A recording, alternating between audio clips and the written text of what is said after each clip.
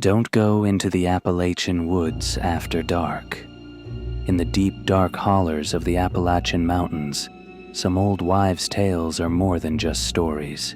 They're warnings. So, what happens when you ignore them? What happens when local legends decide to step out of the shadows and into your world? The Appalachian Mountains are ancient, born from the violent collision of continents over 1 billion years ago. They've seen ages come and go, empires rise and fall. These are mountains that keep secrets. The people who live in their shadow, tucked away in isolated hollows, know that the strange mists that roll in aren't just weather. They're a veil. And behind that veil, things listen, things wait. Tonight, we're going to listen to their stories. The first rule of the woods. There are unwritten rules in these mountains, passed down not as folklore, but as survival guides. And one of the most important is this: if you're deep in the woods and you hear your name called, no, you didn't. You pretend you heard nothing. You don't answer. You don't turn around. You just keep walking.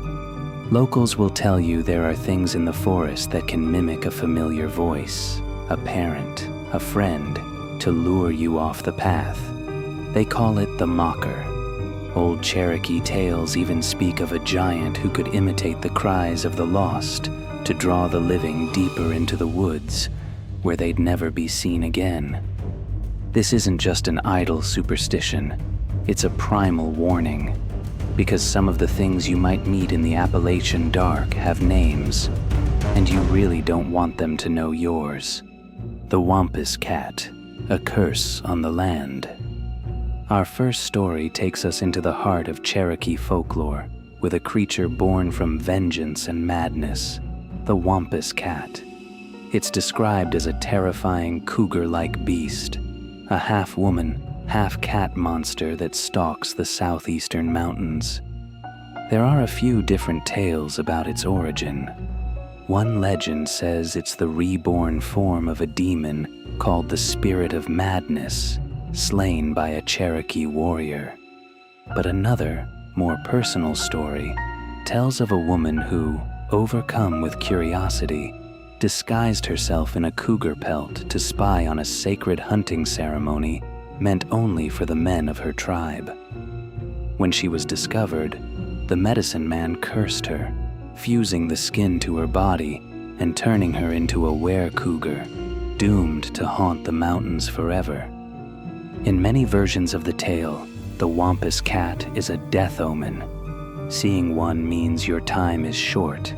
For generations, it's been a cautionary tale to keep kids from wandering into the woods after dark. But some say it's more than a story. As recently as 2020, in Halifax, Pennsylvania, residents reported seeing what they believed was a mountain lion. While the native eastern cougar was declared extinct, occasional sightings suggest western cougars sometimes wander through. Still, these reports revived old whispers, and people started asking, was it just a stray animal?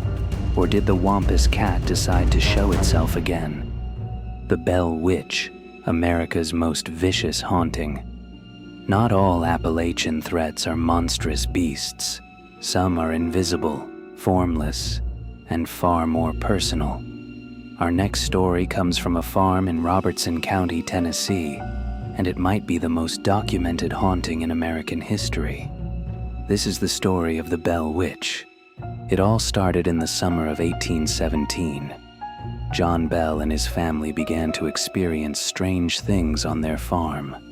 Knocking on the walls, the sound of chains being dragged across the floor. Soon, it got worse.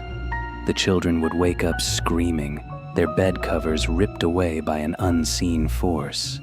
The family reported being slapped, pinched, and scratched by invisible hands. The entity seemed to focus its most vicious attacks on John Bell and his youngest daughter, Betsy. Within a year, the entity found its voice.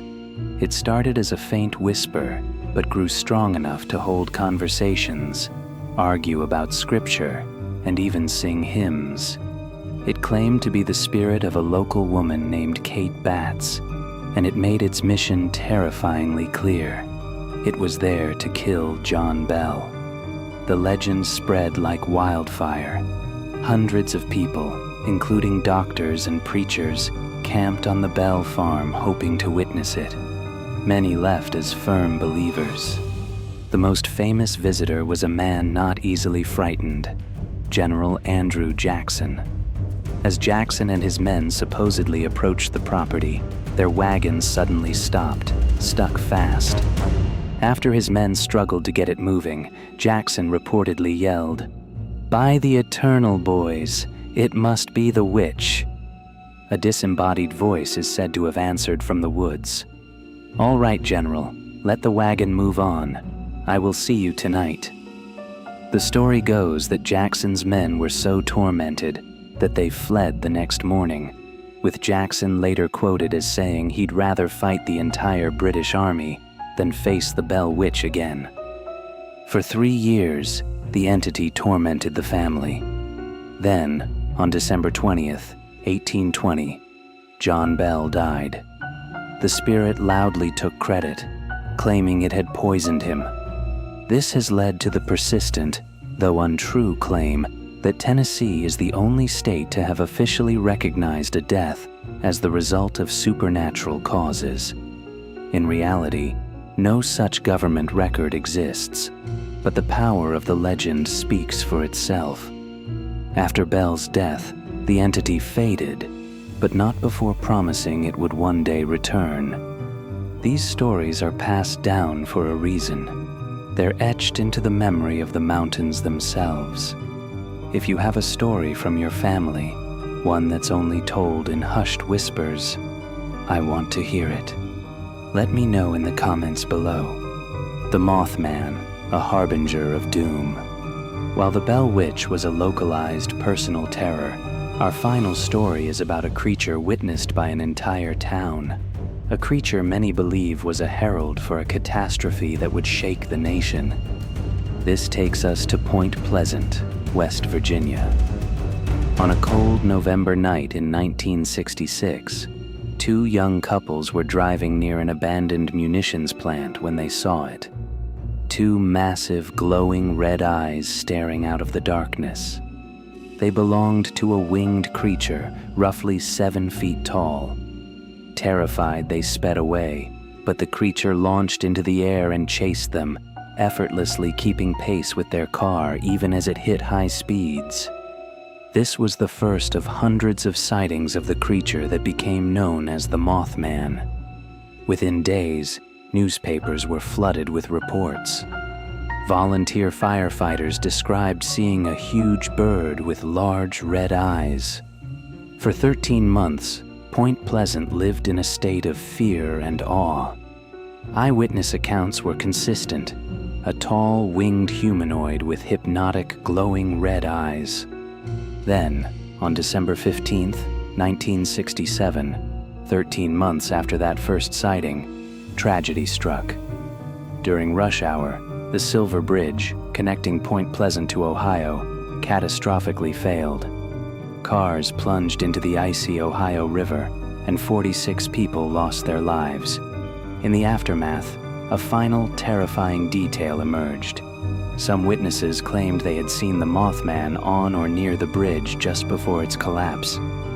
After the disaster, the Mothman sightings all but stopped. Many came to believe the creature wasn't a monster, but a harbinger of doom, trying to warn people of the impending tragedy. Skeptics have tried to explain the sightings as a misidentified sandhill crane, but for the hundreds who saw it, no simple explanation can account for the sheer terror of staring into those glowing red eyes. From a cursed cat demon to a vengeful spirit, to a winged harbinger of disaster, these aren't just campfire stories. In Appalachia, they're warnings, woven into the very fabric of the culture. They remind us that the world is older and stranger than we think, and that some places still hold ancient power. Are they just folk tales born from a primal fear of the dark?